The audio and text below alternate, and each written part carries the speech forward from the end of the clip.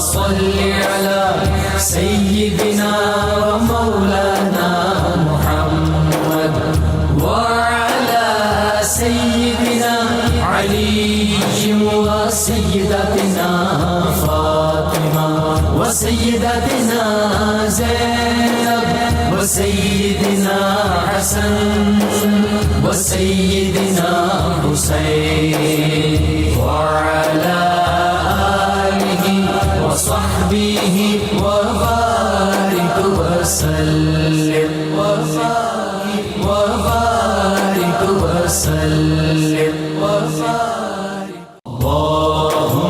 الحمدللہ رب العالمین والصلاة والسلام علی سید الانبیاء والمرسلین اللہم صلی علی سیدنا و مولانا محمد وعلی آلہ واصحابہ وبارک وسلم وصلی علیہ۔ دنیا کے تمام دیکھنے والوں، تمام چاہنے والوں، تمام پیار کرنے والوں اور جہاں جہاں تک میری آواز کو سنا اور مجھے دیکھا جا رہا ہے، جنید اقبال کی جانب سے انتہائی محبت کے ساتھ السلام علیکم۔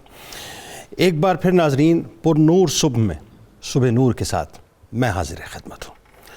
آئیے جناب والا آپ کو لیے چلتے ہیں رسول کریم صلی اللہ علیہ وآلہ وسلم کی اس مبارک کی جانب۔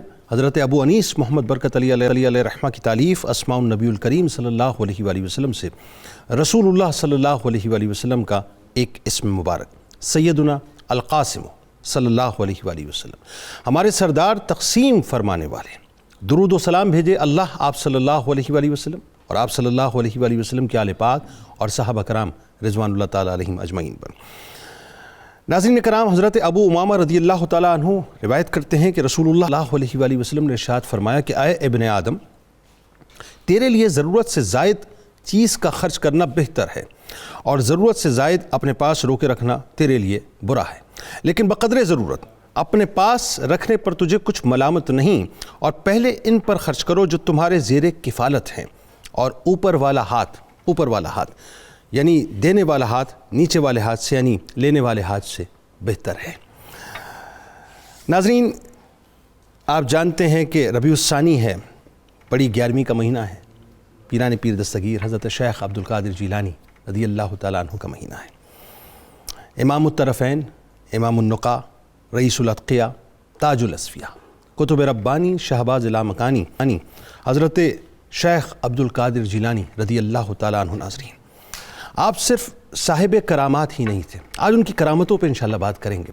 اچھا، کرامات میں ناظرین بات یہ ہے کہ ہمارے یہاں جو جنرلی کرامات پہ بات ہوتی ہے ہم اس پہ تو بات کریں گے، لیکن میں ایک بڑا اہم سوال آج کروں گا مفتیان سے، میرے ساتھ رہیے گا۔ تو بات یہ ہے کہ آپ صرف صاحب کرامات ہی نہیں تھے بلکہ آپ سراپائے کرامات بھی ہیں ناظرین۔ یعنی یوں سمجھ لیجئے، مجھے جملہ کہنے دیجئے کہ جس طرح رسول اللہ صلی اللہ علیہ وآلہ وسلم انبیاء کرام علیہم السلام میں صرف صاحب معجزات نہیں بلکہ سراپائے معجزات بھی ہیں، اسی طرح سے حضور غوث العظم رضی اللہ تعالیٰ عنہ اولیاء کرام میں صرف صاحب کرامات نہیں بلکہ سراپائے کرامات بھی ہیں۔ ابو الحسن علی ندوی فرماتے ہیں کہ حضور غوث العظم رضی اللہ تعالیٰ عنہ کے حوالے سے شیخ ابن تیمیہ بیان کرتے ہیں کہ شیخ کی کرامات حد تواتر کو پہنچ چکی تھی۔ ان میں سے سب سے بڑی کرامت مردہ دلوں کی مسیحائی تھی۔ اللہ تعالیٰ نے آپ کے قلب کی توجہ اور زبان کی تاثیر سے لاکھوں انسانوں کو نئی زندگی عطا فرمائی۔ آپ کا وجود عالم اسلام کے لیے ایک باد بہاری تھا جس نے دلوں کے قبرستان میں نئی جان ڈال دی تھی اور عالم اسلام میں روحانیت کی ایک نئی لہر پیدا کر دی تھی۔ کوئی مجلس ایسی نہ ہوتی جس میں یہودی اور عیسائی اسلام قبول نہ کرتے اور خونی اور جرائم پیشہ توبہ سے مشرف نہ ہوتے اور فاسد الاعتقاد اپنے غلط عقائد سے توبہ نہ کرتے۔ ناظرین، یہ کوئی اور نہیں کہہ رہا بلکہ ابن تیمیہ حضور غوث العظم دستگیر حضرت شیخ عبدالقادر جیلانی رضی اللہ تعالیٰ عنہ کے حوالے سے فرماتے ہیں۔ اب بات یہ ناظرین کہ ولایت کا مقصد کرامت کو ظاہر کرنا نہیں ہے بلکہ طریقت و تصوف کی راہ میں کرامات کے ظہور کا مقصد فقط بھٹکے ہوئے لوگوں کو ہدایت کے راستے پر گامزن کرنا ہوتا ہے۔ مردان حق ان کرامات کو ناظرین اپنا کمال نہیں سمجھتے بلکہ یوں کہیے کہ وہ تو اپنی جوتیوں سے لگی ہوئی خاک کو بھی اس کو جو ہے اس کے برابر نہیں سمجھتے، کیونکہ ان کے نزدیک شریعت پر استقامت ہی سب سے بڑی کرامت ہے۔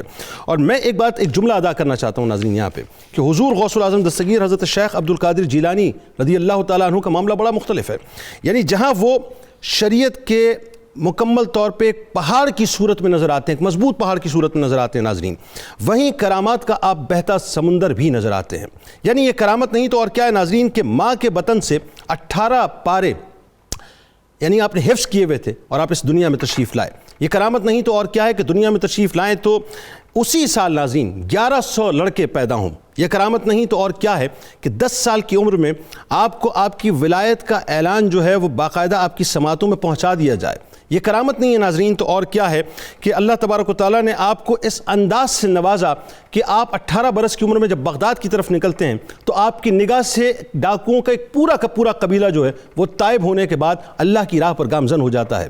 یہ کرامت نہیں ہے ناظرین تو اور کیا ہے کہ بڑے بڑے گناہ گار، بڑے بڑے سیاہ کار جب آپ کی بارگاہ میں آتے اور صرف آپ کی نگاہ پڑتی تھی تو اللہ تبارک و تعالیٰ ان کو ولایت عطا کر دیا کرتا تھا۔ یہ کرامت نہیں ہے تو اور کیا ہے ناظرین کہ 40 برس تک آپ نے عشاء کے وضو سے فجر کی نماز ادا کی۔ یہ کرامت نہیں ہے ناظرین تو اور کیا ہے کہ 70 ہزار کے مجمع سے آپ خطاب فرماتے تھے، واعظ فرماتے تھے، اور عالم یہ ہوتا تھا کہ لا تعداد لوگ غیر مسلم اس میں شامل ہوتے تھے اور وہ اسلام کے اندر داخل ہو جایا کرتے تھے۔ یہ کرامت نہیں ہے تو اور کیا ہے کہ جس وقت آپ واعظ فرماتے تھے ناظرین تو صرف انسانوں کی تعداد وہاں پر موجود نہیں ہوتی تھی بلکہ جنات بھی آپ کی بارگاہ میں گدا کر بن کر آپ سے فیض حاصل کیا کرتے تھے۔ اور یہ کرامت نہیں ہے تو اور کیا ہے کہ ابن جوزی جیسی شخصیت ناظرین جب آپ کی بارگاہ میں آتی ہے تو ان کا علم ایک طرف رہ جاتا ہے اور نگاہ غوث العظم ان کو کچھ اور بتانے لگتی ہے۔ اور یہ کرامت نہیں ہے تو اور کیا ہے ناظرین کہ جس وقت آپ نے دعویٰ کیا کہ میرا قدم دنیا کے تمام اولیاء کی گردن پر تو دنیا کے تمام اولیاء نے پکار کر کہا کہ یقیناً ہمارے تمام کے سر جو ہیں وہ آپ کی بارگاہ میں جھکے ہیں۔ اللہم صلی علی سیدنا و مولانا محمد وعلی سیدنا علی و سیدتنا فاطمہ و سیدتنا زینب و سیدنا حسن و سیدنا حسین وعلی آلہ وصحبہ وبارک وسلم۔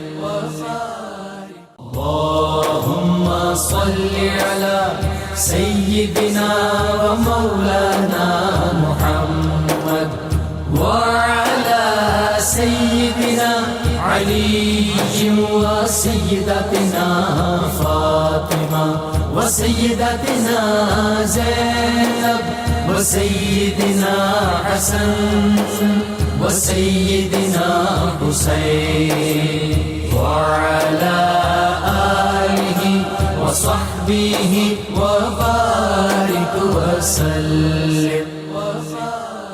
اچھا جی، سب سے پہلے جامی صاحب آپ سے آغاز کرتے ہیں۔ ایک تو یہ کہ جو کرامت کی جو تعریف ہے یہ بنیادی طور پہ اور اس کی حقیقت کیا ہے، یہاں سے آغاز کرتے ہیں۔ بسم اللہ الرحمن الرحیم۔ جیسے شروع میں آپ نے انٹرو میں کافی باتیں کر دیں، میں یہ تذکرہ کرنے سے پہلے چند چیزوں کو اگر شامل کر لوں۔ اللہ تعالیٰ نے قرآن مجید میں قرآن کے علم خاص کو متعلق کیا ہے ھدی للمتقین کہہ کے، یعنی قرآن کی ہدایت خاصہ متقین کو ملے گی، جن کو آج ہم اولیاء کہتے ہیں۔ یہ بنیادی طور پر وہ لوگ ہوتے ہیں جنہوں نے اعمال صالحہ اور تقوی کے اس معیار کو اپنا طرز زندگی بنایا کہ اللہ تعالیٰ نے کہ ان کو علوم خاصہ عطا فرمائے۔ یہ قرآن سے ثابت ہے۔ اسی طرح اگر صوفیاء کا اب تذکرہ پڑھیں، 2 آیتیں اور میں پڑھتا ہوں۔ صوفیاء نے معاشرے میں جہاں خوف و غم سے ہر بندہ نڈھال ہوتا ہے، وہاں اس خوف و غم میں یہ اطمینان کا نشان ہے۔ ان کو خوف و حزن ہوں گے لیکن وہ ان کو پریشان نہیں کر سکتے۔ ٹھیک ہو گیا، بالکل صحیح۔ ان کو دل و دماغ پر سوار نہیں ہو سکتے۔ ٹھیک۔ تیسرے قرآن کی اگر آیت میں لے لوں، وَمَن يَتَّقِ اللَّهَ يَجْعَل لَّهُ مَخْرَجًا وَيَرْزُقْهُ مِنْ حَيْثُ لَا يَحْتَسِبُ۔ جس نے تقوی اختیار کیا اللہ تعالیٰ اس کو ہر مشکل سے نکال دیتا ہے اور اس کو وہاں سے رزق دیتا ہے جس کا وہم و گمان بھی نہیں ہوتا۔ ٹھیک ہو گیا۔ یا رزق کے معنی میں بڑی وسعت ہے۔ عام طور پر تو مفسرین نے رزق کا ایک معنی یہ کیا کہ اس سے مراد فراخی رزق ہے اور صحیح ہے۔ غیب سے مل رہا ہے۔ صوفیاء کے نزدیک اور ابن عربی کے نزدیک اس رزق سے مراد تصرف، ٹھیک، اس رزق سے مراد کرامت کا ملنا۔ اللہ تعالیٰ اس کو کرامت کے درجے پر فیض کرتا ہے جو عام بندے وہم و گمان بھی نہیں کر سکتے۔ باقی اللہ کے ایک نظام ہے۔ حضور غوث پاک رضی اللہ تعالیٰ عنہ کا جب بھی تذکرہ آتا ہے تو فوراً یہ بات آتی ہے کہ آپ اللہ تعالیٰ کا عظیم انتخاب اس میں کوئی دوسری رائے نہیں۔ واللہ یجتبی من یشاء، اس کا آپ پیکر عتم تھے۔ اور اس میں بھی کوئی شک نہیں کہ اللہ تعالیٰ نے حضور نبی اکرم صلی اللہ علیہ وسلم کی ذات گرامی کو اپنے کمالات اور فیوزات کا مظہر عتم بنایا۔ ٹھیک ہے۔ اور حضور نبی اکرم صلی اللہ علیہ وسلم کے بعد آپ کے صحابہ اور ائمہ اہل بیت کے بعد مظہر عتم کا جلوہ اگر کہیں نظر آتا ہے وہ سرکار غوث اعظم رضی اللہ تعالیٰ عنہ۔ اور اس میں سے ایک مختصر تعریف ذرا سا میں چاہتا ہوں کہ لوگوں کو عام سمجھنے والا۔ ہاں، کرامت بنیادی طور پر یہ ہوتی ہے کہ اللہ تعالیٰ ولی کی جو ایک ایمان کی اور تقوی کی کیفیت ہے اس کو ظاہر کرنے کے لیے کوئی خرق عادت فعل ظاہر کرتا ہے، یعنی عام روٹین سے ہٹ کر کام اس ولی کے ہاتھ پر ظاہر ہوتا ہے۔ ٹھیک ہے۔ اور یہ اس لیے ہوتا ہے ولی کے توسط سے ظاہر ہوتا ہے، اس کے توسط سے اور اس کے مقام کو ظاہر کرنے کے لیے۔ ٹھیک ہے۔ داتا صاحب رحمۃ اللہ علیہ نے 2 جملے اور لکھے ہیں۔ وہ لکھے کہ ولی کی کرامت بنیادی طور پر نبی کے معجزے کا عکس ہوتا ہے۔ عکس ہوتا ہے، ٹھیک ہے۔ نبی کا جو معجزہ ہوتا ہے وہ اللہ تعالیٰ کے غیبی نظام کے ساتھ جو نبی کا رابطہ ہے اس کی دلیل ہوتا ہے۔ اسی طرح جو ولی کی کرامت ہوتی ہے یہ انبیاء سے جو غیب کا نظام وابستہ ہے یہ اس کو سمجھانے کے لیے ضروری ہوتی ہے۔ یعنی اس کا مطلب بڑے آسان کر کے لوگوں کو سمجھانے کے لیے کہ جو انبیاء کرام سے ظہور ہوگا وہ معجزہ ہوگا، ٹھیک ہے، اور جو ایک عام شخص سے ظہور ہوگا وہ کرامت ہوگا۔ جو ولی اور نیک جو بندے سے ولی ظاہر ہوگا، ان سے مراد یہی ہے بالکل ٹھیک کہ جو ولی ہے یا صوفی ہیں ان سے جو ظہور ہوگا وہ کرامت کہلائے گی، ٹھیک ہے، لیکن وہ عقل سے ماورا بات ہوگی، عقل سے ماورا ہوگا۔ بالکل ٹھیک ہے۔ اچھا علامہ صاحب ابھی بتائیے قرآن اور سنت کی روشنی میں کیا اس کی کوئی دلائل ہمیں ملتے ہیں کہ جس سے ہم یہ کہیں کہ صاحب یہ جو کرامات ہیں ان کی ریلیونس جو ہے قرآن اور سنت سے بنتی ہے؟ بسم اللہ الرحمن الرحیم۔ بہت شکریہ جناب جنید صاحب۔ آج کی ہماری گفتگو حضور سیدنا محبوب سبحانی شہباز لامکانی شیخ سیدنا عبد القادر الجیلانی الحسنی والحسینی رضی اللہ تعالیٰ عنہ کی کرامات کے حوالے سے ہے، اور آپ نے قرآن مجید سے کرامت کے ثبوت کے بارے میں سوال فرمایا۔ قرآن مجید اللہ تبارک و تعالیٰ کی جہاں قدرتوں کو بیان فرماتا ہے وہیں اللہ کے نیک اور محبوب بندوں کی طاقتوں، تصرفات اور ان کی کرامات کا بھی ذکر فرماتا ہے۔ 19ویں پارے سورۃ النمل کے اندر اللہ تبارک و تعالیٰ نے حضرت سلیمان علیہ السلام کے ایک امتی کا واقعہ ذکر فرمایا ہے۔ اس کو میں اختصار سے عرض کرنا چاہتا ہوں کہ جب حضرت سلیمان علی نبینا وعلیہ السلام دربار سجا کے بیٹھے ہیں اور آپ کے دربار میں صرف انسان ہی نہیں بلکہ بڑے بڑے طاقتور جن وہ بھی موجود ہوتے تھے، تو آپ کو جب خبر ملی کہ ملکہ سبا اپنے تخت پر برا جمان ہے تو آپ نے اپنے درباریوں سے یہ فرمایا کہ میں چاہتا ہوں کہ اس کے آنے سے پہلے اس کا تخت یہاں پر لایا جائے۔ تو ایک جن نے آگے سے کہا جی میں لا سکتا ہوں لیکن مجھے اتنا وقت چاہیے جتنے وقت میں آپ کا دربار جو ہے وہ برخاست ہو جائے۔ ٹھیک ہے۔ آپ نے فرمایا مجھے اس سے بھی جلدی چاہیے۔ تو پھر آپ کے قدموں میں بیٹھنے والے آپ کے ایک امتی ایک انسان نے کہا انا آتیک بہ قبل ان یرتد الیک طرفک، میں آپ کی پلک جھپکنے سے پہلے ہی وہ تخت لا کر آپ کے قدموں میں پیش کر سکتا۔ آصف بن برقیہ جی، اور ان کی شان قرآن نے بیان کی، قال الذی عندہ علم من الکتاب، اللہ تعالیٰ نے انہیں کتاب کا علم دیا تھا تو انہوں نے یہ کہا۔ اس میں ایک جملہ میں تھوڑا سا ایڈ کرنا چاہتا ہوں، انہوں نے یہ فرمایا کہ انا آتیک بہ قبل ان یرتد الیک طرفک۔ ابھی قبلہ جامی صاحب فرما رہے تھے کہ جو نبی کا معجزہ ہوتا ہے وہ ولی کی کرامت کے پیچھے ہوتا ہے اور ولی کی کرامت اس کا عکس ہوتی ہے۔ جی۔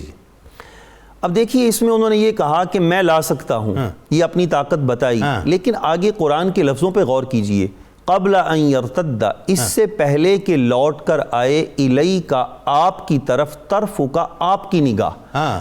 اب یہ اشارہ اس طرف ہے کہ اللہ کے نبی سلیمان علیہ السلام کے قدموں میں بیٹھنے والا امتی یہ کہہ رہا ہے کہ آپ اپنی نگاہ کرم پہلے مجھ پہ ڈالیں، ٹھیک ہے، اور وہ نگاہ پلٹ کر آپ کی طرف بعد میں آئے گی، اور آپ کی نگاہوں کے فیض سے وہ تخت میں پہلے لے آؤں۔ ہاں کیا بات ہے، کیا خوبصورت تشریح کی آپ نے، واہ واہ واہ۔ اس کا مطلب یہ ہوا کہ جو ولی کی طاقت ہے وہ در حقیقت نبی کی طاقت کا پرتاؤ، کیا خوبصورت تشریح ہے، واہ واہ۔ اس واسطے قرآن پاک قطع کلام کی معذرت، آج تک لوگ یہی سمجھاتے رہے پلک جھپکنے سے پہلے، جی لیکن آپ نے جو تشریح کیا کیا کمال بات ہے، واہ سبحان اللہ۔ قرآن کی گرامر پہ غور کیجئے، قبل ان یرتد، اس سے پہلے کہ لوٹ کر آئے، الیکا آپ کی طرف، طرف کا آپ کی نگاہ، تو گویا نگاہ کرم آپ پہلے مجھ پہ ڈالیے، اور اس نگاہ کا فیض یہ ہوگا، اس کا پرتاؤ ہوگا، اس کا پرتاؤ یہ کیا ہوگا۔ بات ہے۔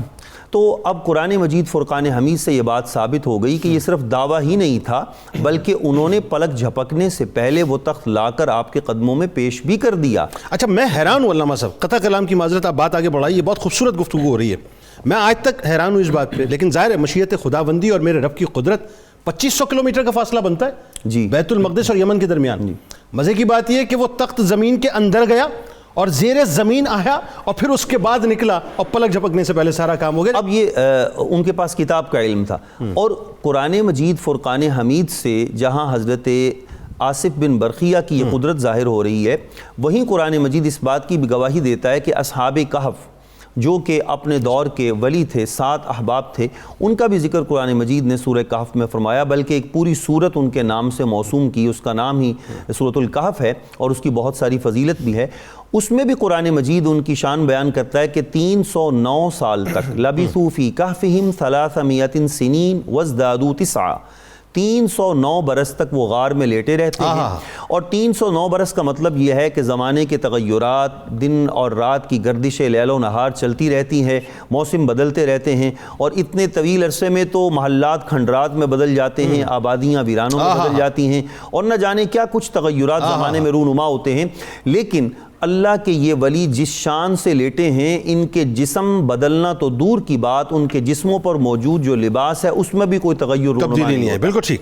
اور اللہ تبارک و تعالی ان کی شان کو ظاہر کرنے کے لیے اپنے نظام قدرت کو تبدیل فرما دیتا ہے، وَتَرَى الشَّمْسَ إِذَا طَلَعَتْ تَزَاوَرُ عَنْ كَهْفِهِمْ ذَاتَ الْيَمِينِ وَإِذَا غَرَبَتْ تَقْرِضُهُمْ ذَاتَ الشِّمَالِ، کہ سورج جب چڑھتا ہے اور سورج جب غروب ہوتا ہے تو وہ ان سے کروٹ بدل کے جاتا ہے، یہ اللہ کے ولیوں کی قدرت جو ہے وہ ظاہر ہو رہی ہے۔ تو اللہ تبارک و تعالی اپنے بندوں کو یہ شان عطا فرماتا ہے۔ حضرت مریم علیہ السلام کے بارے میں قرآن مجید ذکر کرتا ہے کہ جب حضرت زکریا علی نبینا وعلیہ الصلوۃ والتسلیم ان کے پاس تشریف لاتے تو پوچھتے، یا مریم انا لکی ھذا، اے مریم یہ بے موسمی پھل آپ کے پاس کہاں سے آ گئے؟ دروازہ بھی بند ہے، محراب میں کوئی داخل بھی نہیں ہوا، اور یہ موسم یہاں اس علاقے میں یہ پھل موجود بھی نہیں ہیں، یہ بے موسمی پھل کہاں سے آ گئے؟ تو فرمایا قالت هو من عند اللہ، یہ اللہ کریم کا کرم ہے۔ ٹھیک، اچھا اب یہ بات تو یہاں روک کے میں مزید آپ کی طرف آؤں گا، لیکن میں چاہتا ہوں تھوڑا سا اس بات کو اور آگے بڑھا لیں۔ صحیح صاحب، ایک بات یہ ہے کہ جیسے آصف بن برقیہ کا حوالہ آیا کہ کتاب کا تھوڑا سا علم تھا نا، اچھا وہ تو سلیمان علیہ السلام کی ظاہر امت سے تھے، یہاں تو نبی کی امت کی بات ہو رہی ہے، اور نبی کی امت میں بھی نبی کے جو لاڈلے ان کی بات ہو رہی ہے۔ تو اس طرف آنے سے پہلے میں چاہتا ہوں کہ جو نبی کے اتنے سارے لاڈلے جو اولیاء کرام کی صورت میں پوری دنیا میں بکھرے ہوئے اور اپنا اپنا کام کر رہے ہیں، اپنی اپنی ڈیوٹیز کر رہے ہیں نا بنیادی طور پہ، تو ان ڈیوٹیز کو ادا کرتے ہوئے کبھی کبھی کرامات کا ظہور بھی کرنا پڑتا ہے ان لاڈلوں کو، تو کیوں ہوتا ہے؟ ابھی اسپیسیفک غوث اعظم پہ بات نہیں ہو رہی، ابھی ان کی کرامات پہ آئیں گے، جنرلی بات کرتے ہیں کہ یہ جب ڈیوٹیز ادا کرتے ہیں تو کرامات کا ظہور بھی کرنا پڑ جاتا ہے، کیوں اور کس وقت جو ہے یہ معاملہ ہوتا ہے؟ بسم اللہ الرحمن الرحیم، صلی اللہ تعالی علی النبی الامین وعلی آلہ وصحبہ اجمعین۔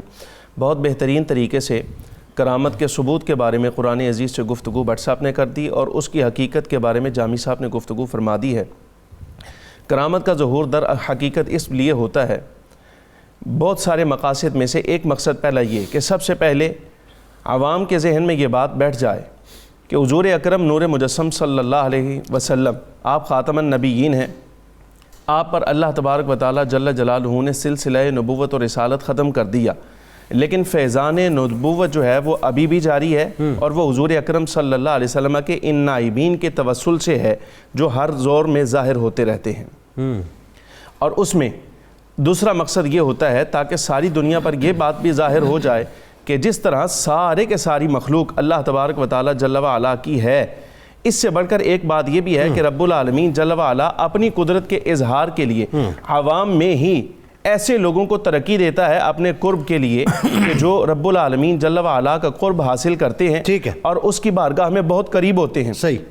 اس قرب کی نشاندہی کے لیے رب العالمین جل و علا ان کے ہاتھوں سے ان کی ذات سے ایسے امور صادر کرتا ہے، ظاہر کرتا ہے کہ جو ساری مخلوق کے لیے اس بات کو بیان کر دیتے ہیں کہ دیکھو تم بھی اللہ کی مخلوق ہو، یہ بھی اللہ کے بندے ہیں، لیکن تم میں اور ان میں فرق یہ ہے کہ تمہیں وہ قرب حاصل نہیں جو اللہ تبارک و تعالی جل و علا نے انہیں اپنا قرب عطا فرمایا ہے۔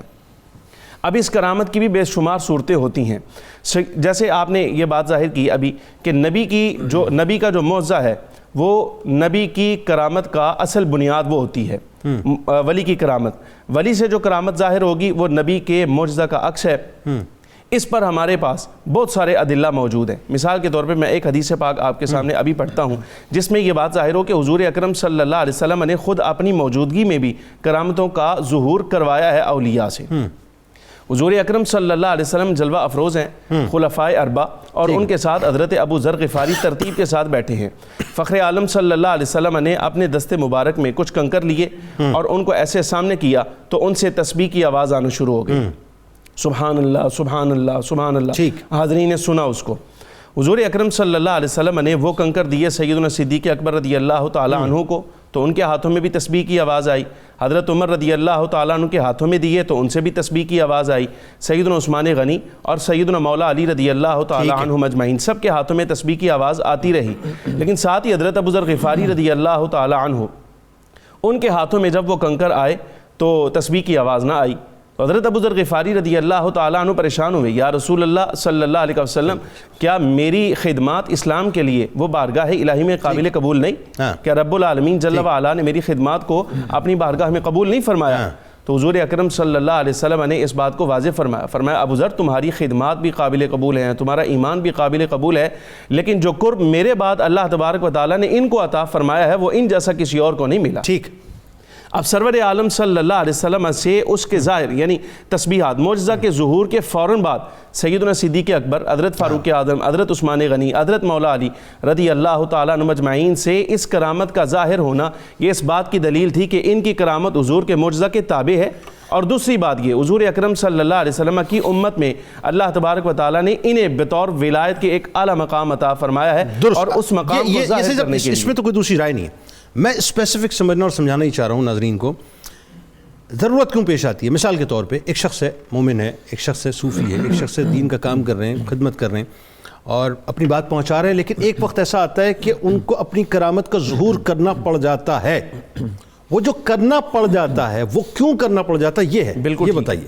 اصل بات یہ ہے کہ ولی کو کرامت چھپانے کا حکم، لیکن وہ ظاہر کیوں کرتا ہے؟ اس کی وجہ یہ ہوتی ہے بسا اوقات سامنے بیٹھا شخص جو ہے وہ اس کی کرامت پر یا اس کی بات پر یقین نہیں کر رہا ہوتا جو اس کے ایمان کی درستگی کے لیے ولی کر رہا ہے، یعنی اس لیے اصلاح قلب کے لیے، اس کے اصلاح احوال کے لیے جو ولی اس کو سکھانا چاہ رہا ہے یہ اس پر یقین نہ کرے۔ مثال کے طور پہ بندہ سامنے بیٹھا کافر ہے یا مومن تو ہے لیکن اپنے اعمال میں بارگاہ الہی کے احکام اور احکام شریعت کی پابندی نہیں کرتا، تو ولی اس کے اصلاح قلب اور اصلاح احوال کے لیے جس وقت اس کو بات کرے اور اس کو یقین نہ آئے تو پھر اس پر اس کے سامنے کرامت کا اظہار کرتا ہے تاکہ اس کو معلوم ہو جائے جس طرح یہ خلاف عقل کام اس کے ہاتھ پر صادر ہوا اور سچا ہے، اسی طرح اس کے اصلاح احوال اور اصلاح قلب کے لیے جو یہ بات کر رہا ہے وہ یہ بات بھی سچی کر رہا ہے، لہٰذا اس کو ماننا پڑے گا۔ اللہم صلی علی سیدنا و مولانا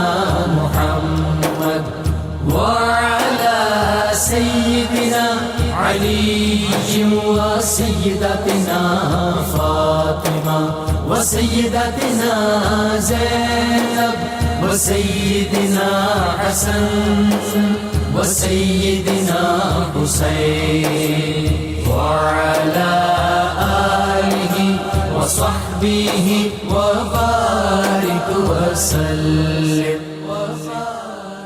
اللہم صلی علی سیدنا و مولانا محمد وعلی سیدنا علی و سیدتنا فاطمہ وسيدتنا زينب وسيدنا حسن وسيدنا حسين وعلى آله وصحبه وبارك وسلم.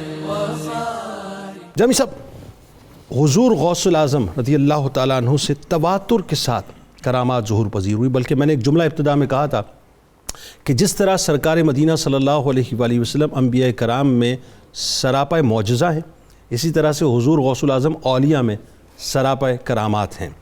آپ کا چلنا، آپ کا پھرنا، آپ کا اٹھنا، آپ کا بیٹھنا، میں تو یہ کہتا ہوں غوث العظم جو ہے وہ سراپا کرامات ہیں، اس کے علاوہ دوسری کوئی بات نہیں. کیا فرمائیں گے؟ اس میں کوئی شک نہیں. میں ذرا پچھلا سوال ایک آپ نے بہت چونکہ اچھا سوال کیا تھا، اولیاء کرامات کیوں ظاہر کرتے ہیں؟ داتا صاحب رحمۃ اللہ بڑا خوبصورت جواب دیا. وہ فرماتے ہیں کہ اولیاء روحانی طبیب ہوتے ہیں.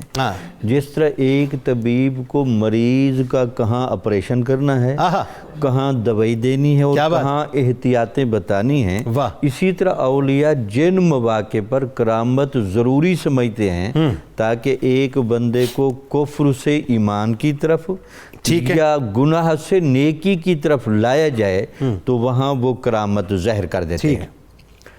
اس میں کوئی شک نہیں. اللہ تعالیٰ کا نظام قدرت ہے. اللہ تعالیٰ اپنی قدرت کے بڑے مظاہر دکھاتا ہے. تو ان مظاہر میں سے ایک یہ بھی تھا کہ اللہ تعالیٰ نے حضور غوث پاک رضی اللہ تعالیٰ عنہ کی ذات گرامی کو سراپا کرامت بنایا تھا. اس میں اصل میں دیکھنے والی بات ہے اولیاء بنیادی طور پر کرنے کیا آتے ہیں. اللہ تعالیٰ نے یہ جو دین اسلام بھیجا ہے اس کے بارے میں صرف دعا نہیں، اے اللہ ہمیں دنیا کی تمام بھلائیاں عطا فرما، آخرت کی تمام بھلائیاں عطا فرما، دوزخ کے عذاب سے نجات عطا فرما. اولیاء یہ منظر دکھانے آتے ہیں. واہ واہ واہ واہ. یعنی اولیاء کی صحبت میں بیٹھنے سے ایک بندہ پہلی بات یہ فیل کرتے کہ اس بندے کو دنیا کی تمام بھلائیاں حاصل ہیں اور اس بندے کو آخرت کی بھی تمام بھلائیاں حاصل ہیں. کیا بات. یہ بندہ جس اطمینان اور اعتماد سے بیٹھا ہے یہ دوزخ کے عذاب سے نجات کی سرٹیفکیٹ اتباع نبوی کی بنیاد پر بھی لے کر بیٹھا ہے. ٹھیک. یہ تو کرامت کا ان کا ایک جسدی اظہار ہے. یعنی ان کو پہلی نظر جب پڑتی ہے تو بندے پر جو روب، جو ایک وقار اور جو ایک صداقت نمایاں ہوتی ہے یہ ولی کے چہرے کے تاثر کی پہلی کرامت ہے. درست ہو گیا. اس لیے حضور غوث پاک کے بارے میں سب نے لکھے سوان نگاہ نے، جس نے پہلی دفعہ آپ کو دیکھا اس پر جلال الہی کا ایک رنگ نظر آیا. اس کو روب لگتا تھا کہ آپ اتنے باروب ہیں. اس کے بعد جب آپ کا واز سنتا، آپ کی باتیں سنتا تو ایسے لگتا تھا کہ یار اس بندے نے تو الستو بربکم قالوا بلا کے ساز چھیڑ دیے. کیا بات ہے. یار یہ بندہ کس جگہ کا ہے؟ یہ قرآن ہی پڑھتا ہے، یہ حدیث پڑھتا ہے، لیکن میں جو اللہ کا بندہ جس مقصد کے لیے دنیا میں آیا ہوں، جس عبادت و عرفان کے لیے میری تخلیق ہوئی ہے، یہ میری وہ تار جوڑتا ہے کہ اے دنیا میں رہنے والے انسان، اگر تو کافر ہے تو ایمان لے کر آ، وہ وعدہ الہی کو یاد کر. اگر تو مسلمان ہے اور امت محمدیہ کا فرد ہے تو اتباع نبوی اور اطاعت نبوی کا یہ جو قلادہ ہے یہ اپنی گردن میں ڈال اور حقیقی معنی میں صحیح متقی مسلمان بن جا. تو یہی وجہ تھی کہ اللہ تعالیٰ نے آپ سے مانوی کرامات، حسی کرامات، مانوی کرامات بھی بڑی تھی. تو امام غزالی رحمۃ اللہ علیہ آپ سے تھوڑا عرصہ پہلے گزرے، وہ کہتے ہیں کہ یہ جو تصوف تھا جس کی طرف اولیاء آئے اور محققین آئے، بنیادی وجہ یہ تصوف دین کا مغز ہے. یہ دین کی روح ہے. یہ ایسی روح لے کر بیٹھے اپنے وجودوں میں، باتوں میں، تاثر میں کہ جو بندہ ان کے قریب ہوتا ہے یہ ہو نہیں سکتا کہ اس میں انقلاب پیدا نہ ہو جائے. ٹھیک ہو گیا. بالکل. ان کی سب سے بڑی کرامت تو یہ ہوتی ہے، یہ جس زمانے میں بھی ہے، اور حضور غوث پاک کا زمانہ یاد کریں، یہ زوال امت کے واضح اسباب پیدا ہو چکے تھے اور کفر و شرک تو ضرور تھا، بالکل ٹھیک، لیکن گمراہی اور اس کے علاوہ انتشار اور ایک اندھیرا تھا، اور ظاہر داری کا ایسا غلبہ تھا کہ چھلکا نظر آتا تھا، اندر مغز موجود نہیں تھا، تو آپ نے چھلکے اور مغز کو اکٹھا کر کے دکھایا، یعنی محی الدین، بات وہی ہے، دین کو زندہ کرنے والا، ابن تیمیہ میں نے جو بات کہی بالکل ٹھیک۔ اچھا علامہ صاحب اب یہ بتائیے، اسی حوالے سے میں چاہتا ہوں تھوڑا سا آپ بھی گفتگو فرمائیں کہ حضور غوث الاعظم کی کرامات میں، یعنی ظاہر ہے آپ کی تشریف آوری سے پہلے ہی اور پھر آپ کے پردہ فرمانے تک، ویسے تو کئی کرامات کا آپ نے ظہور خود بھی فرمایا، لیکن اگر ویسے دیکھیں تو میں ایک بات جو کر رہا تھا ابھی تھوڑی دیر پہلے، کہ جو استقامت کے پہاڑ بن کر حضور غوث الاعظم کھڑے رہے اور جس طرح سے آپ نے شریعت کی پابندی کی ہے، اٹ سیلف یہ خود ایک بہت بڑی کرامت ہے۔ محترم، یہ آپ غور فرمائیے، قرآن مجید نے جہاں پر اپنی دوستی کا ذکر فرمایا ہے اور اپنے دوستوں کی شان بیان کی ہے، 2 آیات مبارکہ کے اجزاء میں پڑھنے لگا ہوں۔ ایک جگہ پہ فرمایا اللہ ولی المتقین، اللہ متقین کا ولی ہے، اور دوسرے مقام پہ فرمایا ان اولیاؤہ الا المتقون، اللہ کے ولی تو صرف متقی لوگ ہی ہیں۔ جس بات کی طرف آپ اشارہ فرما رہے ہیں، آپ غور کیجئے، حضور غوث پاک رضی اللہ تعالی عنہ کی پہلی جو بہت بڑی کرامت جس کا ظہور 40 ڈاکوؤں کی توبہ سے ہوتا ہے، وہ اس کا آغاز کس چیز سے ہو رہا ہے؟ ایک سچائی ہے، ایک والدہ سے کیا ہوا عہد ہے جس کی پاسداری ہے، اور وہ سفر ہے کس چیز کا؟ نہ تو کسی سیاسی غرض سے ہے، نہ دنیاوی غرض سے ہے، نہ کوئی سامان تجارت کے حصول کے لیے ہے، وہ علم دین کے حصول کا ایک سفر ہے۔ اب یہ تو کون ہمارے سامنے نظر آتی ہے؟ ایک طرف سچائی کی طاقت ہے، دوسری طرف والدہ سے کیے ہوئے عہد کی پاسداری ہے، اور تیسری طرف علم دین کا حصول ہے۔ اب یہ ساری چیزیں مل جائیں، ماں باپ کی اطاعت بھی ہو اور سچ کا ساتھ بھی ہو، اور انسان دین کے حصول کے راستے پہ بھی چلے، تو پھر اس سے کرامتوں کا ظہور ہوتا ہے۔ اللہ اکبر۔ اب آپ غور کیجئے کہ شریعت پر استقامت، اس سے بڑی اور کرامت ہو ہی کیا سکتی ہے کہ آپ نے اتنا طویل عرصہ جو ہے وہ گزارا ہے، اور سارے کا سارا شریعت مصطفی کی پاسداری میں گزارا۔ جناب آپ کے والد گرامی کی جو کرامت مشہور ہے، اس کو لوگ بیان تو کر دیتے ہیں کہ آپ نے ایک سیب کھایا اور معافی مانگنے کے لیے آپ نے باغبانی بھی فرمائی، لیکن اس چیز پر غور نہیں کرتے لوگ اکثر احباب۔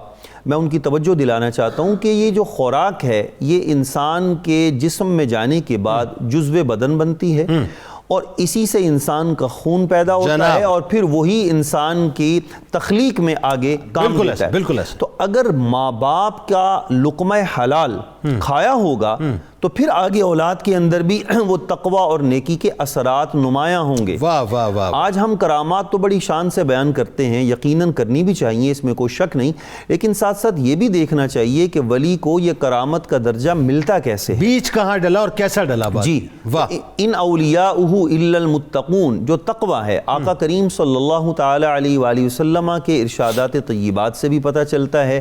ایک حدیث پاک کا مفہوم یہ ہے کہ ایک بندہ جو مسافر ہے اور گرد و غبار سے اٹا ہوا ہے، رب کی بارگاہ میں ہاتھ پھیلا پھیلا کر دعائیں کرتا ہے، یا رب پکارتا ہے، لیکن اس کی دعائیں قبول نہیں ہوتی۔ ٹھیک ہے، کیوں؟ اس لیے کہ مطعمہ حرام ومشربہ حرام وملبسہ حرام وغذی بالحرام، اس کا کھانا حرام کا ہے، پینا حرام کا ہے، لباس حرام کا ہے، اس کی پرورش مال حرام سے ہوئی ہے، فأنا یستجاب لذالک، تو ایسے شخص کی دعا کیسے قبول ہو سکتی ہے؟ یہ جتنی بھی کرامات حضور غوث پاک رضی اللہ تعالیٰ عنہ سے ظاہر ہوئی ہیں، اس کے پیچھے تقوی، طہارت اور دنیا سے بے رغبتی کا ایک طویل سلسلہ ہے۔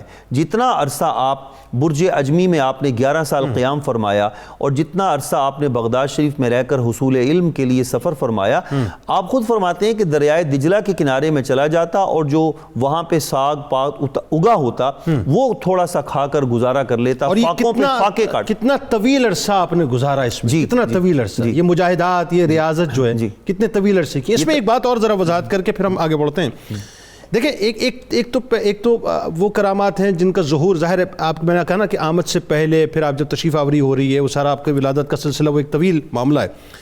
ایک کرامت وہ ہے کہ جہاں 70 ہزار کا مجمع بیٹھا ہے اور آپ صرف نگاہ ڈالتے ہیں اور لوگ جو ہیں وہ اللہ تبارک و تعالیٰ سے جا کے مل جاتے ہیں۔ یعنی عالم یہ کہ کئی جنازے اٹھتے ہیں، لوگ اپنے ذہنی طور پہ، فکری طور پہ تبدیل ہو جاتے ہیں، غیر مسلمان ہو جاتے ہیں، وہ جو کیفیت ہے وہ بالکل ایک دوسری نظر آتی ہے۔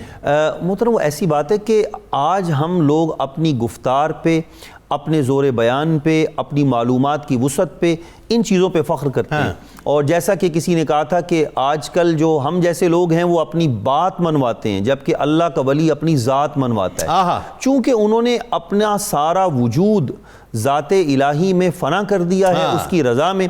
اب ان کے منہ سے نکلا ہوا عام سادہ سا جملہ بھی جو ہے وہ بھی وہ رنگ دکھاتا ہے، بلکہ جملہ تو بات کی بات ہے، جیسے محترم جامی صاحب فرما رہے تھے، ان کا فقط دیدار ہی ایک ایسا سرمایہ حیات ہوتا ہے، ایک آب حیات ہوتا ہے کہ جو ان کے چہرے کو دیکھ لیتا ہے۔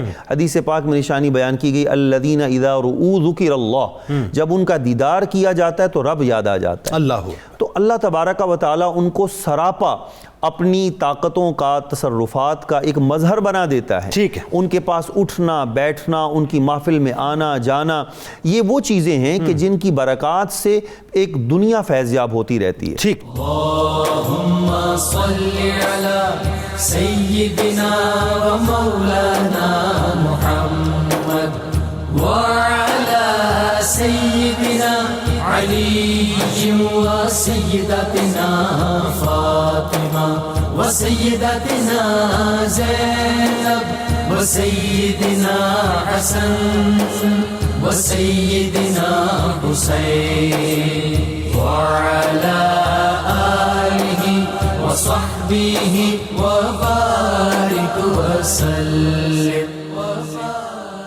اللہم صلی علی سیدنا و مولانا محمد وعلی سیدنا علی و سیدتنا فاطمہ و سیدتنا زینب و سیدنا حسن و سیدنا حسین وعلی آلہ و صحبہ و بارک وسلم۔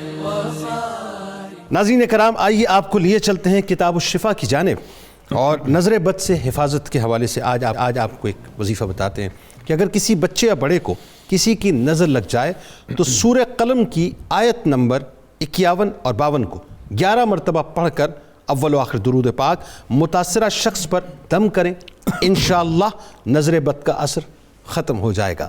حضور غوث الاعظم دستگیر حضرت شیخ عبدالقادر جیلانی رضی اللہ تعالیٰ عنہ کا قول مبارک ہے کہ اپنے نفس کو دنیا سے، روح کو تعلقات آخرت سے، اور اپنے قلب کو ارادوں سے، اور اپنے سر کو موجودات سے علیحدہ کر لینا ہمت ہے۔ اس دعا، اس امید، اس یقین کے ساتھ اجازت دیں کہ اللہ تبارک و تعالیٰ آپ کا، ہمارا، ہم سب کا حامی و ناصر۔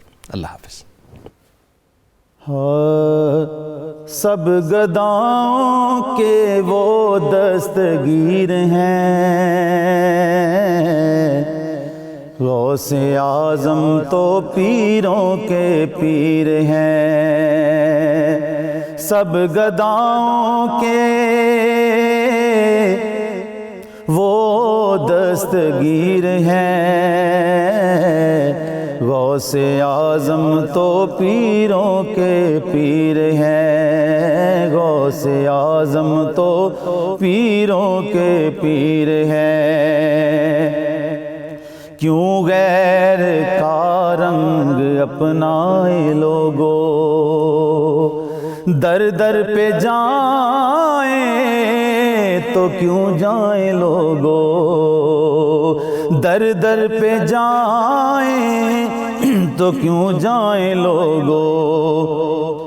ہم تو جیلانی در کے فقیر ہیں، ہم تو جیلانی در کے فقیر ہیں، غوث اعظم تو پیروں کے پیر ہیں، غوث اعظم تو پیروں کے پیر ہیں۔ میرا کی نگری کے ہیں جو گداگر، میرا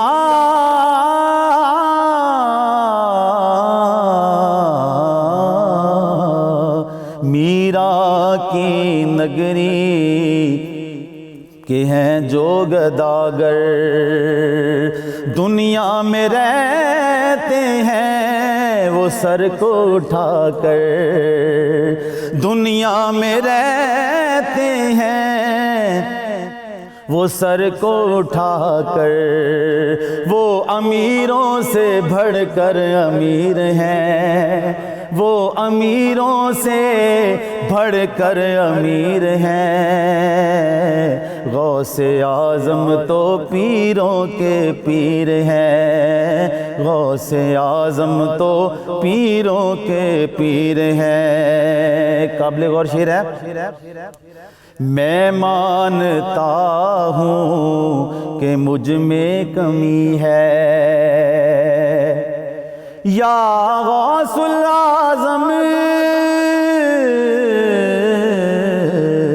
میں مانتا ہوں کہ مجھ میں کمی ہے، چھوٹے ہیں الفاظ ہستی بڑی ہے، چھوٹے ہیں الفاظ